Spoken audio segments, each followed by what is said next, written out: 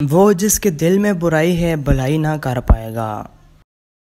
ظاہری برائی کا چھپانا گمانی بات پر رسوا کرنے سے اولیٰ ہے۔ شریر کی برائیاں اس کو پکڑ لیں گی اور وہ اپنے گناہوں کی رسیوں سے جھگڑا جائے گا۔ کسی انسان سے مت جھگڑا کر کہ اس نے تیرے ساتھ کوئی برائی نہیں کی۔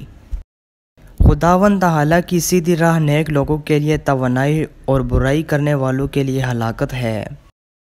برے کا مقابلہ نہ کرو۔ جو کوئی تمہارے دائیں گال پر تماچا مارے تو دوسرا گال بھی اس کی طرف پھیر دو۔ تم سے جو برائی ہوتی ہے اس کے لیے تم اپنے آپ کو معذور جانتے ہو اور دوسروں کا عذر ہوتے ہوئے بھی اسے معذور نہیں جانتے۔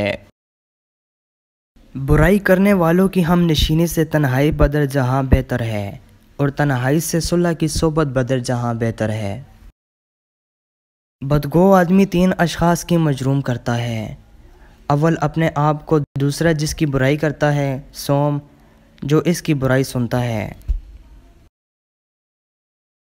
سب سے بڑا خطا کار وہ ہے جو لوگوں کی برائیاں بیان کرتا ہے۔